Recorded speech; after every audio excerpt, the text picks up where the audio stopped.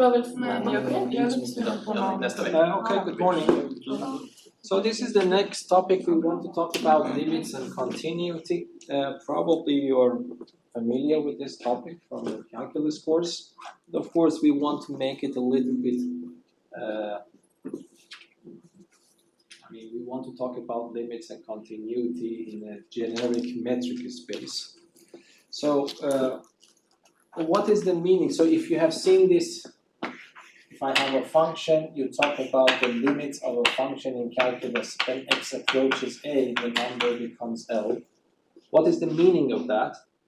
Somehow it means that the values of the function can be made arbitrarily close to this value L, provided that I am allowed to make the values of x close enough to a. That's the meaning. So I can make the values of f arbitrarily close to L. I can make it closer than any positive number that I like, but there is a price to pay. I should be allowed to make x sufficiently close to L. That's the meaning. So it means that the values of the function are getting close to L as I am sending the values of x closer and closer to a. That's more or less the intuitive idea behind the limits of a function. But of course, here in this course, so you see, I want to make f close to L.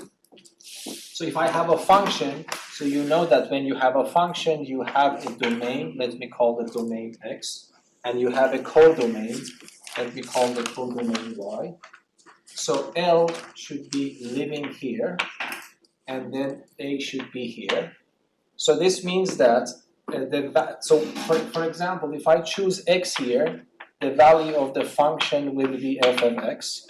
So the idea is that I can make these values arbitrarily close to this L, but I should be allowed to make x sufficiently close to A. So you see that I have the notion of closeness once in this set and once in that set. And if I have a metric space, I can simply talk about closeness and yes. So because I have a metric, so then I can measure the distances. So that's it. So in the calculus course, the metric you have is just the normal Euclidean metric, which is the absolute value. But now in a generic metric space, I can have a metric on x, another metric probably on y. Yes, that's the idea. So if we want to start the first definition, so this is definition 9.1, limits of a function between metric spaces. Yes? So consider metric spaces, x, and here I have to equip my metric with an index, showing that this metric is a metric for x. So consider the metric spaces x and d sub x, and y and d sub y, and let us assume that f is a function from a to y, so might be this microphone, is it? Okay, so be a limit point of a and let q belongs to y. So let me fix this microphone. Okay, so yeah. So this metric space, and I have a function from a to y, where y is a subset of domain, p is a limit point of a. So if you don't mind, let me explain it here on the board. So definition 9.1. So what do we have? I have a metric space x. X is equipped with a matrix which I call it d sub x.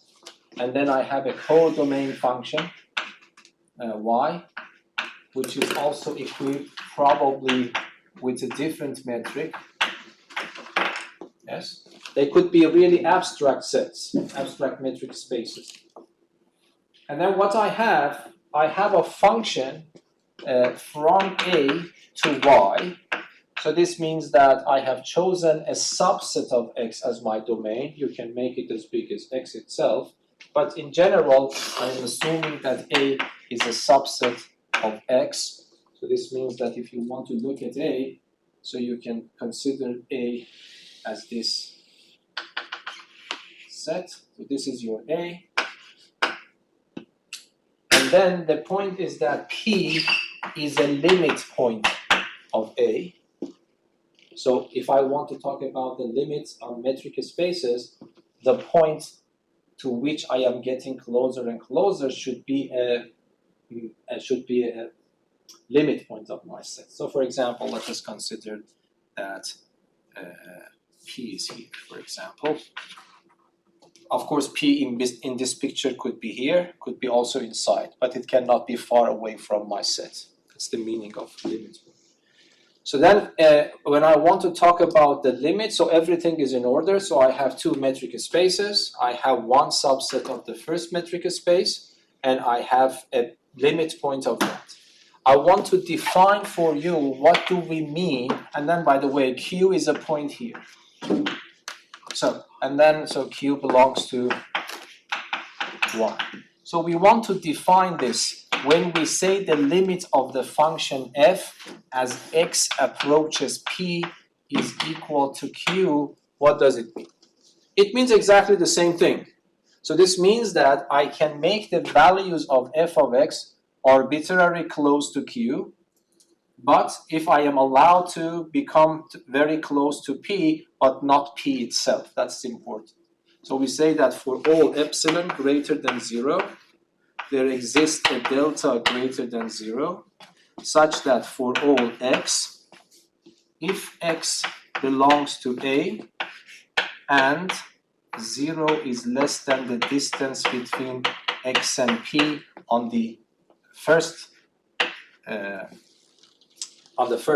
metric space, then this implies that, let me write it with another pair of brackets, this implies that the distance between the value of the function and this fixed point on the y side, so this means the metric should be this, f of x, and q is less than epsilon.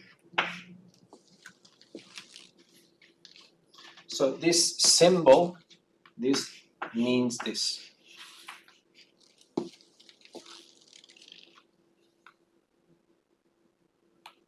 So geometrically, what does it mean?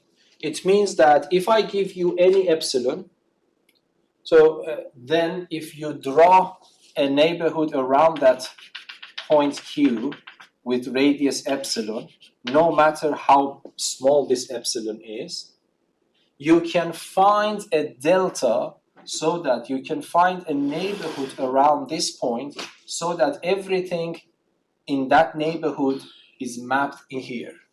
So this means that I can find delta might be smaller or bigger. This distance is delta. And then this part, which is in the domain of my function, because my function cannot act outside its domain. One part of this, if this P is inside, might be the domain contains everything. But if it is on the rim, the domain contains some parts but doesn't contain the other parts. But the point is that this part is mapped here. I don't know how to picture it, okay? So something like that. This means that my function takes this one here. If I make the epsilon smaller, this is still possible, but probably but with a smaller delta. So I have to adjust my delta so that the values of the function goes inside this neighborhood. Is that clear? So that is important. I have an existential quantifier for epsilon. So epsilon is arbitrary. Then I have to look for a suitable value for delta, which probably depends on my epsilon. If I make my epsilon smaller, probably I have to adjust my delta to make it work. Okay, to make it work. Okay, something that is important to understand, why do you think we write this notation? What is the meaning? This is the common way. But because you know that the metric is non-negative, so it means that the metric is greater than or equal to 0. By writing greater than 0, we are emphasizing that this is not equal to 0, so they are exactly the same thing. But this is very common in math books. They don't write not equal to 0, they write greater than 0. So this means automatically that we are not interested to see what happens exactly at P.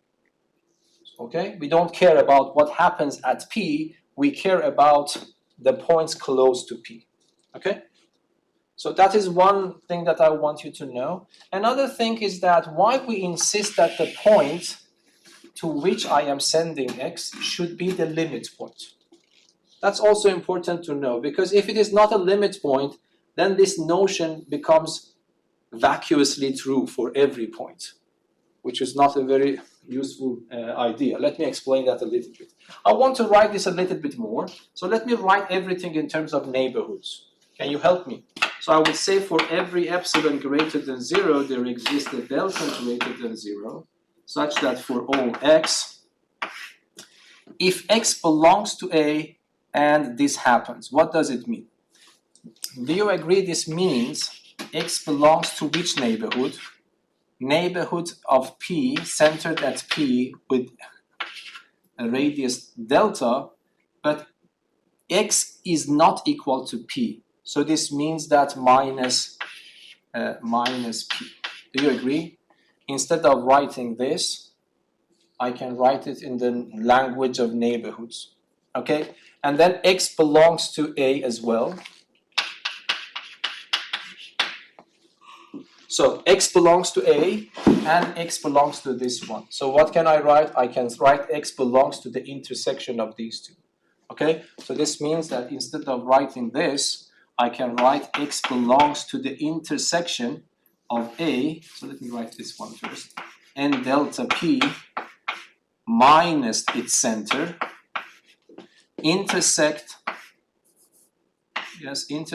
with A.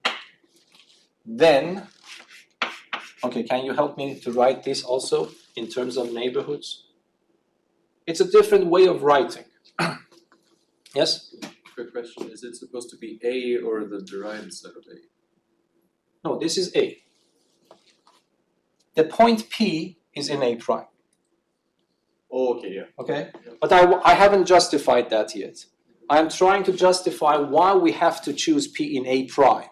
Because if you don't do that, then this will be vacuously true for every choice of Q. So this means that if I don't insist to do that, then the limit of every function when x goes to any point is any point, which is not a useful concept. I want to justify why that. But now what I'm asking you to try to write this in terms of neighborhoods.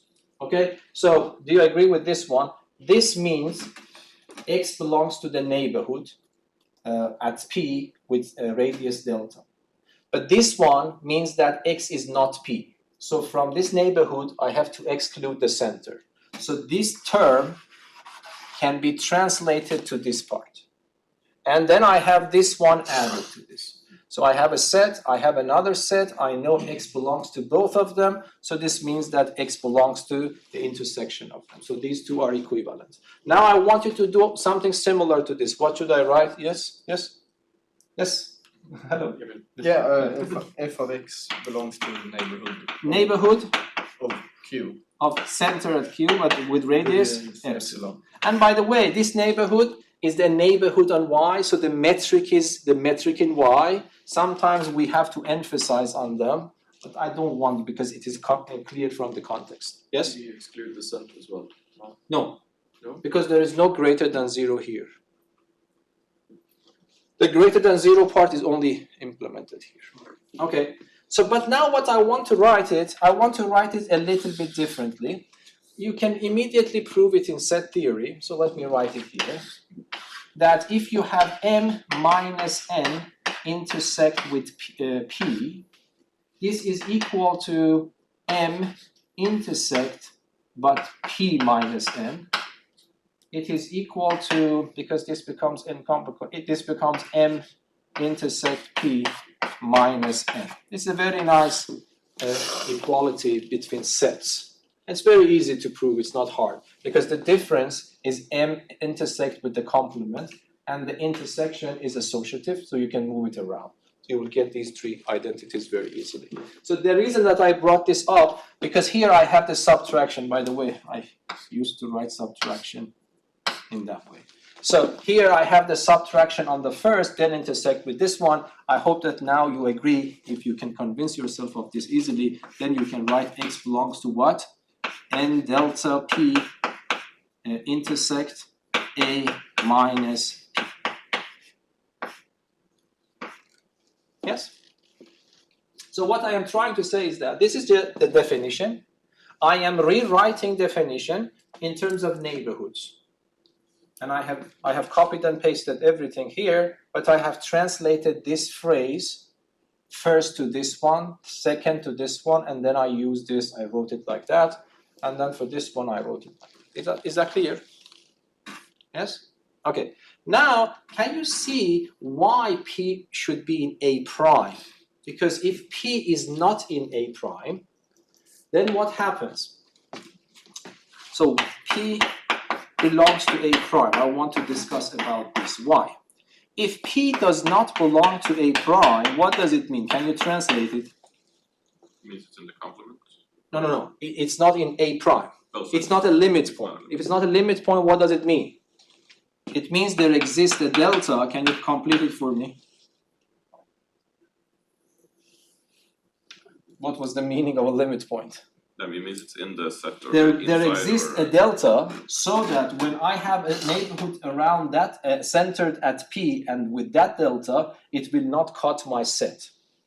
It means that there is a delta so that n delta P intersect with A minus P is empty. Is that right? That's the meaning of not being a limit point. A limit point means that every radius, if I have a neighborhood with that center, with any radius, it will cut my set at some point. Yes? So it is not a neighborhood, it means this one. Okay, so now what do you see? You see what happens? Regardless of what you choose for Q, this one is empty.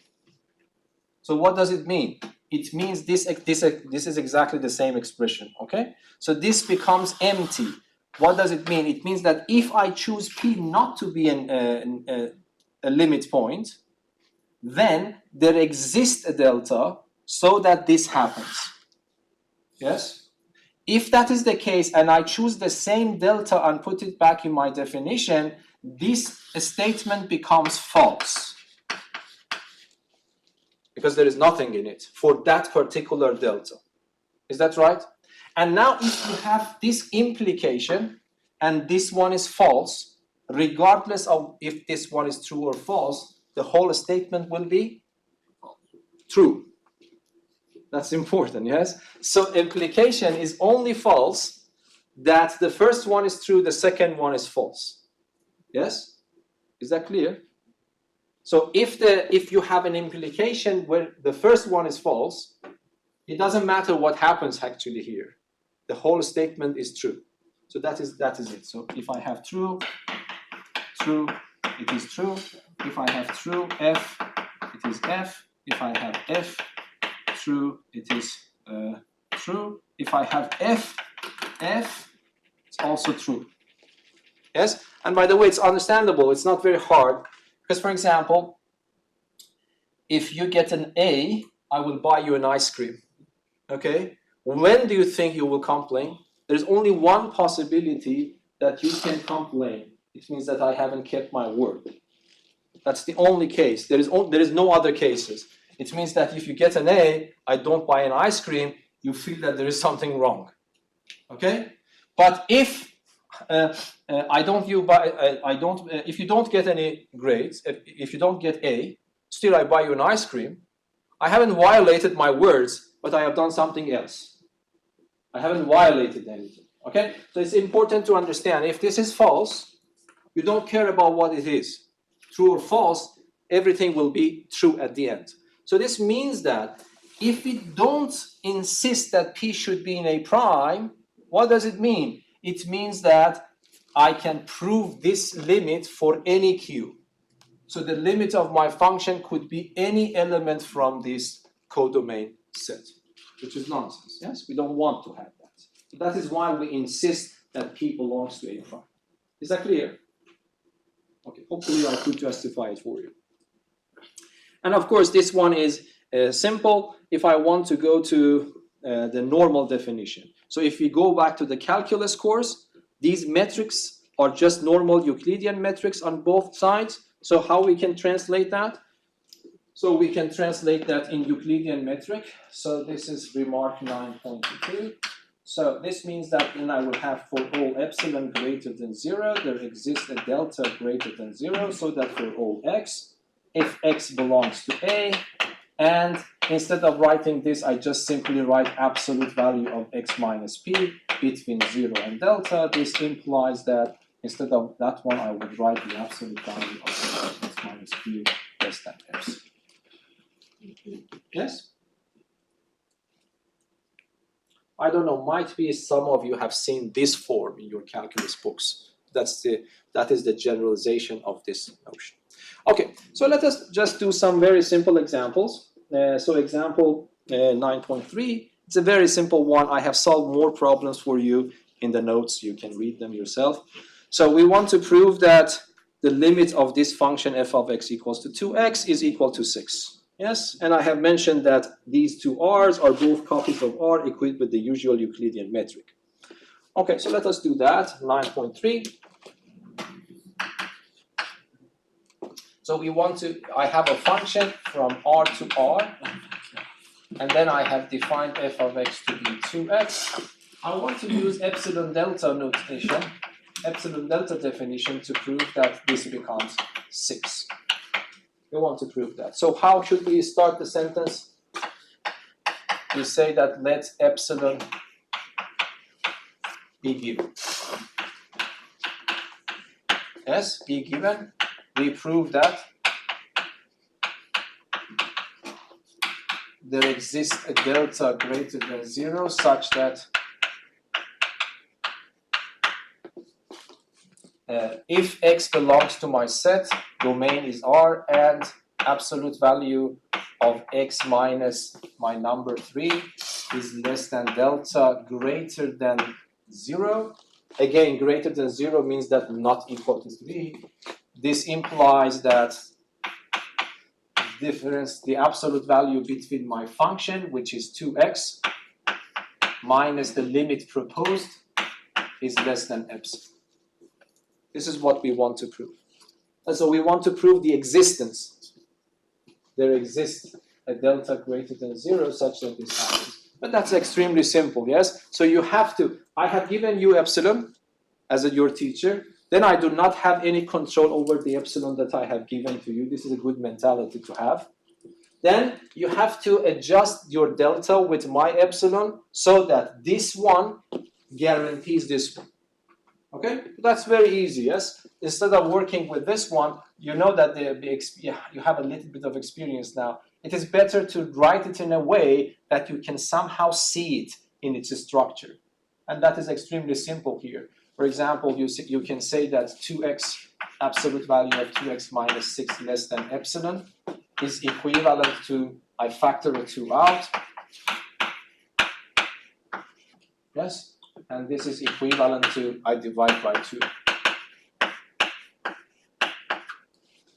Yes? So what I want, I want to fine-tune this delta so that this guarantees this one.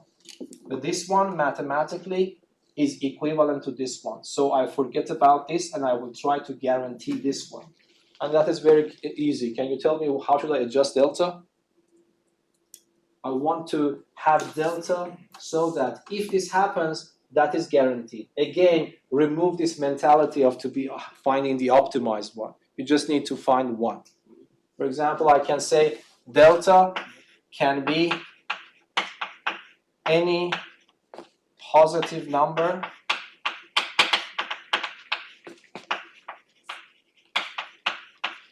such that what happens? Delta should be less than or equal to epsilon over 3. Yes, because if delta is less than or equal to epsilon over 3, then this one definitely guarantees that one. Yes? Either you want to write it like this, or you just propose a number. So for example, you can say delta is equal to epsilon over 3, that's correct. You might say delta is equal to epsilon over 6, that's also correct.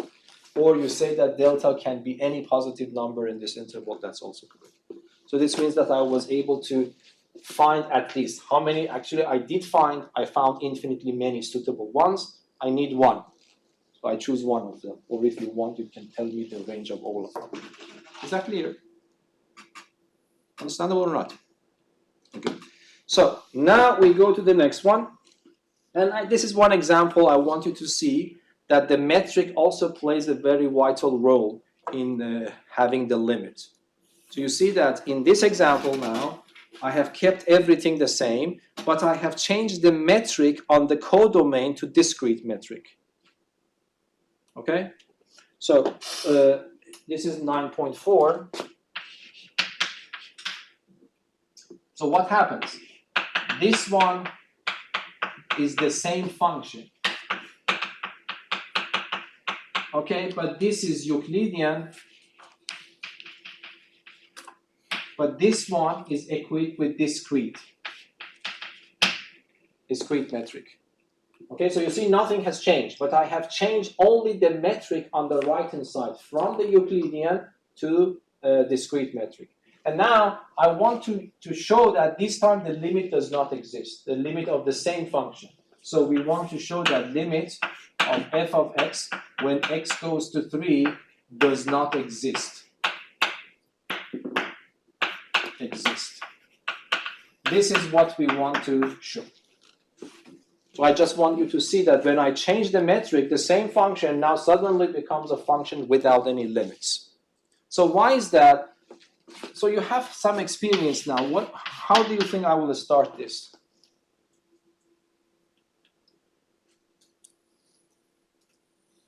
These kinds of proofs are proofs by contradiction usually. So I would say let Q in R be the limit. Yes?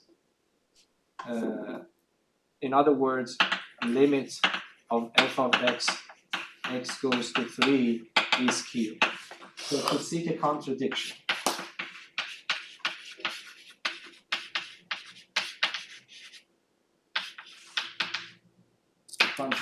Yes? So how should we do that? So if you guarantee that this is the case, it is like a factory that when I give any epsilon to it, it will produce a suitable delta. So if this is the case, then there exists a delta greater than 0 such that for all x in R, if the absolute value of x minus 3 is less than delta, why I kept the absolute value the same? Because I didn't change the metric on my domain. Okay, this would imply the discrete metric, if you want, let me write discrete here, of this function, which is 2x, and this q, which I don't know what that is less than 1/2. So I hope that you have learned these kinds of tricks now, yes? So, first of all, I want you to understand what I have written is not wrong. Because if you agree with this one, it means for every positive epsilon, there would be a delta. Now I have chosen that epsilon to be 1/2. Definitely you can find a delta suitable for this epsilon. Okay? But you might still ask why on earth you chose 1/2. This is just because of experience we had before, and I know what I'm going to do. Okay? So now let us start working here. Can you translate it in a little bit better language? Remember, this is discrete metric. So I want to have the distance between these 2 points less than 1/2. But on the other hand, the discrete metric is either 0 or 1. If it is 1, I am in trouble because 1 cannot be less than 1/2. So if this is going to work, this is equivalent to saying to what? Can you tell me? This is equivalent to saying that 2x is equal to q. Yes, because otherwise it doesn't work. Okay. So then what does it mean? Why there is a contradiction? Because this is 3. So this neighborhood means 3 plus delta. So here is 3 plus delta, and here is 3 minus delta. Okay? So I know such a delta exists. So it means that when I am looking here, I am looking at a deleted neighborhood because the center is not there. Okay? but it doesn't matter which number I choose here for x, this should work, okay? For example, let me choose one number here. Can you tell me one number here? Plus delta over 2. Very good. For example, one of them is 3 plus delta over 2. Do you agree? This 3 plus delta over 2 is inside here, so it means that it should satisfy this relation. So this means 2 times 3 plus delta over 2 should be q.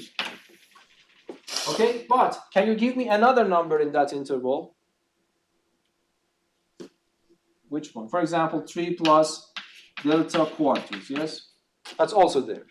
And then this should also work for that number. So it is 2 times 3 plus delta over 4 should also be q. Okay? So then it means that if I multiply that by 2, so this becomes 6 plus delta is q. This means that 6 plus delta over 2 is q. So this means that I have to admit that these two numbers are the same. And then 6's are gone, and delta are gone. So I have to admit that this is, and that's my contradiction. Yeah, very simple. So you see that if you change the metric, might be the notion of the existence that the limit will be affected. So be careful about that. And you have enough experience. You have already seen this before in the limit of sequences. Yes? Any questions? Okay, so this is a theorem I want to skip. The proof I have given. It's a very good exercise. I hope that if you really want to learn this subject, you have to go and read some of these proofs. But because this is you know it before in your calculus course, that's the same thing here. So if I have two metric spaces, the limits are unique if they exist. If the limit of f when x goes to p is q1, and the limit of f when x goes to p is q2, then q1 has to be equal to q2. Okay, I really want you to sit down, think about how to prove it using epsilon delta. If you couldn't, the solution is there in the notes so you can read it, okay? Okay, so this is one thing. So from now on, we can talk about the limit. Okay, so this one is the first important theorem we want to have here. We want to connect the limit of functions to the limit of sequences. This is a very important, very simple, but very important theorem. I have written sequential characterization of function limits. Okay, so if you don't mind, let me explain it here and try to prove it, or more or less at least expand the proof here. So this is 9.6. So we have the same structure. So again, the same structure for the metric space. So the structure is the same, but now what I want to write, I have one, I know that the limit of f of x is q, okay? So if x goes to p, and the other one, it means what? It is telling you that for every sequence, let me write it a little bit sloppy notation, for every sequence Pn in A, such that, so for every sequence in A, if Pn converges to P, this implies that if Pn converges to Q. So I have two statements, yes? One statement tells me that the limit of my function when x goes to P is Q. Another statement tells me that any sequence you choose in your set, the set of the domain of your function, so that that sequence converges to this point, it is guaranteed that the sequence of values approaches to this point. These are two different statements. But the theorem claims, the claim of the theorem is these are equivalent. So there is no difference between them. So do you understand what is the meaning of this from picture point of view? So if I want to draw a diagram for you here, this is x and y, and this is the domain of your function. This is the domain A, and this is a limit point there. Sorry, this is not in A. This is in A minus P. Yes, A minus P. Okay, so this means that and this q is here. If you want to see the limit of f of x when x goes to p is equal to q, one idea is to look at a sequence that converges to this, okay, and try to see what are the values, what value are the sequence of the values converging. What does it mean? It means that if you choose a Pn here and you calculate Fpn, you determine Fpn, it becomes a point here. So if I do the same thing for every point, then I will get a bunch of points here. So I will get a sequence. So this tells me that if you approach this point using a sequence inside your set, the sequence of the values should approach Q in the other metric space. Is that clear? That's the idea. Okay, so let us see if we can prove one of them at least. So, for example, let me try to convince you that I implies, what implies 2. You want to prove this. So in order to prove this, what do I have in my hand? I know I is happening. This is my assumption. So I know that the limit of f of x, x goes to p, is equal to q. And I want to prove that this happens. In order to prove that this happens, I myself assume that I have a sequence here so that this happens. Then I want to prove that this also happens. So here I would say that an, so Pn, is a sequence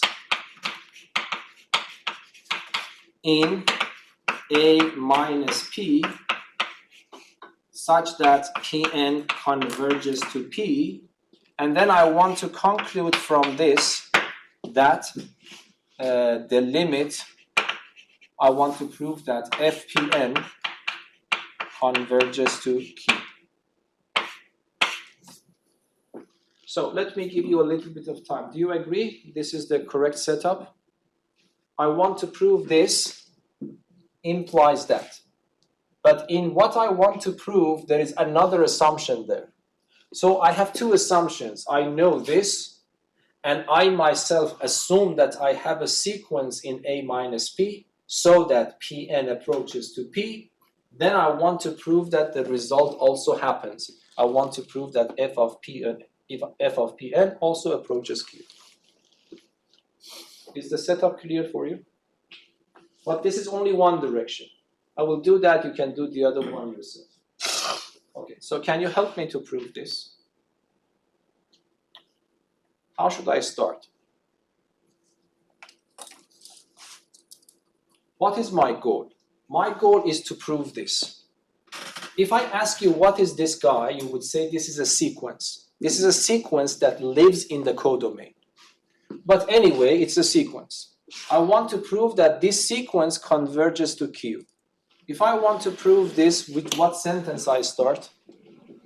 Forget about your assumptions. Your goal is to prove a sequence converges to Q. You would say that what?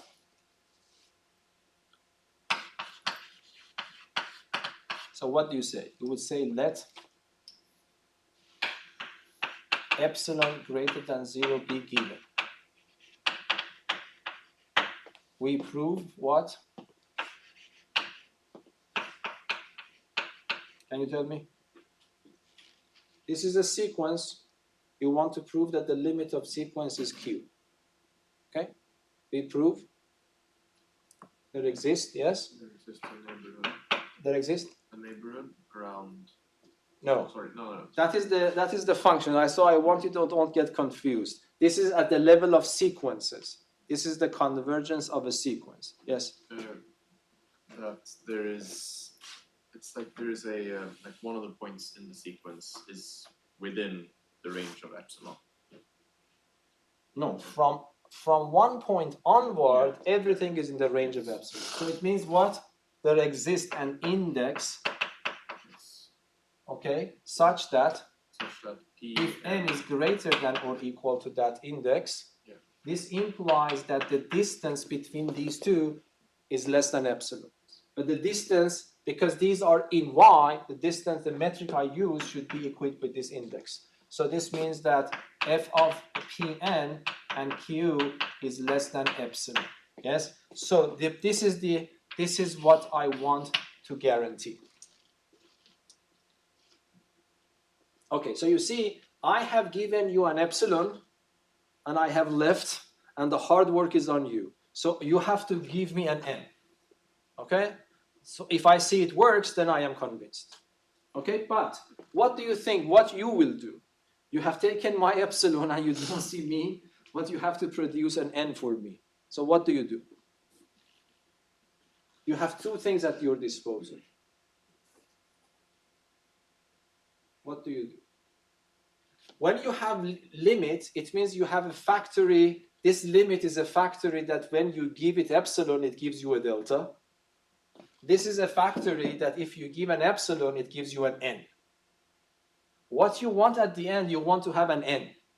So somehow you have to use these two factories once together to arrive with your n. Okay? So which factory you use first? The second one. No. Okay. I would use the first one.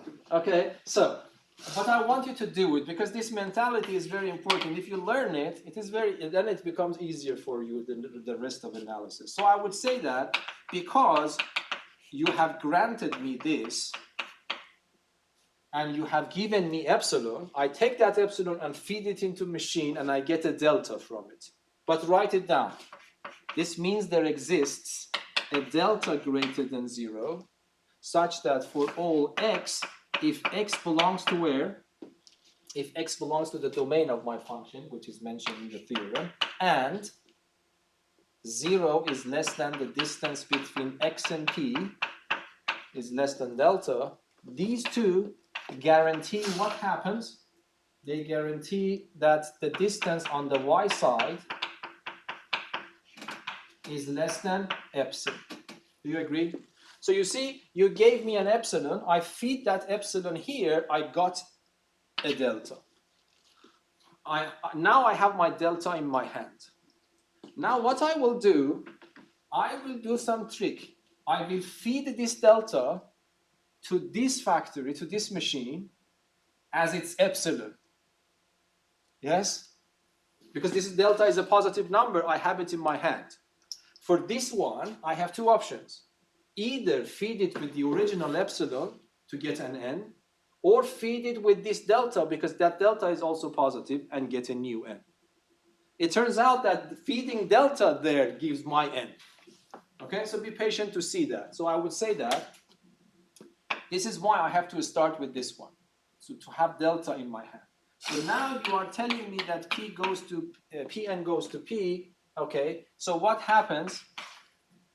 What I write is that there exists an n in n such that if n is greater than or equal to n, what happens?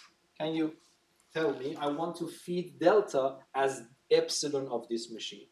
So this will give me the distance between them on the x side is less than delta. Do you agree with this one? Okay, so that is the trick of analysis. You find something and feed it in other ones. But you see that this delta is playing the role of the epsilon of this operator, this machine. Yes? Is that understandable? But I can go more here. In principle, this is the correct one. But in this case, I want to insist this one. Do you buy it or not? Why? Because if this is going to be equal to 0, it means Pn should be P. But Pn is a sequence in A minus P, so none of them is P. So in principle, I am not allowed to write this. Because of this extra assumption, I am also allowed to put this greater than 0 there. Yes? Now look, now you are happy because when I come back, you have your n, but you have to justify. You remember I was looking for one n. I feed the epsilon to this, I got a delta. I feed delta to this, I got an n. Now I have a claim to make.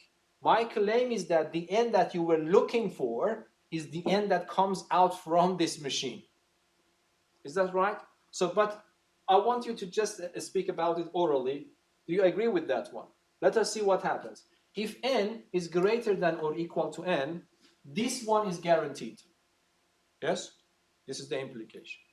But now look, this one is guaranteed. What is the meaning of this? It means that as soon as you have an x in your set, which satisfies this, then the distance between f of x and q is less than epsilon. So do you agree? This is something that, first of all, this Pn belongs to A. Yes, because that's a sequence in A. Of course, sequence in A minus B. And then this one will fit this equation. So you see that this one compared with this one is that x has been replaced by Pn. This is working for any x in A. So this will also work for Pn. So this means that you replace x with Pn. Is that clear? Yes? Okay. So, but you have to write it down. So you say that claim this n is the one we were looking for.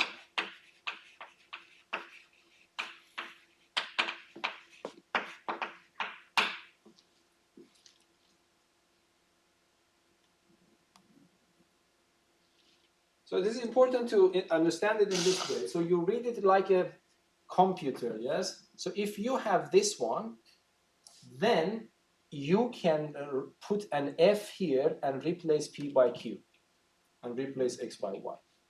Now I have this one, which is I can compare them, so I can do the same thing here if you think as a computer. But I want you to understand what is going on. Is that clear? So this gymnastics you need to learn. Sometimes it is quite hard.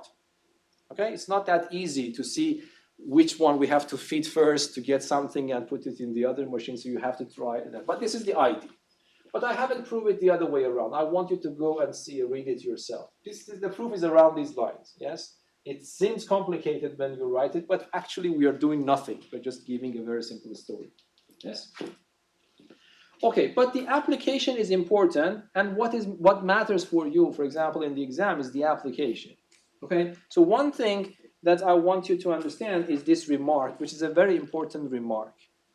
This method is a good way, this theorem is a good way to prove that the limit does not exist. If you want to prove that a limit does not exist, this theorem is a very good theorem. Okay, so how can I do that?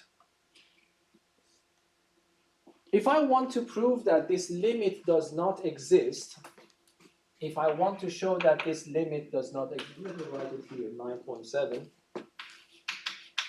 So let us say that if we want to show that this limit f of x when x goes to p does not exist.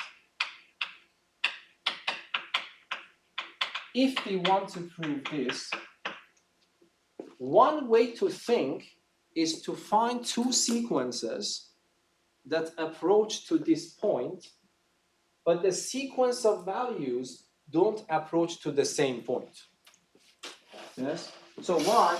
If I can manage, I'm not saying this is always possible, if I can manage to find one sequence P that approaches to P, one sequence Qn that approaches to the same P, okay, but when I calculate Fpn and I find the limit, let us say that it approaches to Q1, and when I calculate f of Qn, and when I calculate the limit of this sequence, this approaches Q2, but Q1 and Q2 are not the same, then what is the conclusion? The conclusion is that the limit f of x, x goes to P, does not exist. Do you see why? Because if it exists, according to this theorem, the values should be the same. Yes? Regardless of how you get close to P, the sequence of values should approach to the same limit. So if you can come up with two different ways of approaching to P, so that these sequences approaches to two different numbers, then it means that this limit cannot exist, because if it exists, they have to approach to the same limit. Is the logic clear?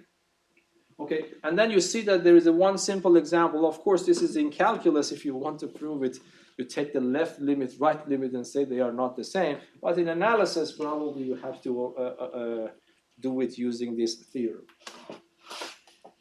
I didn't want to delve a lot into this topic because I don't want to pile up your reading tasks. So I didn't talk about right limit, left limit. So this is what we just need. Okay, can you tell me why do you think that the limit of this function, very, very simple function, when x goes to 0 does not exist using this theorem?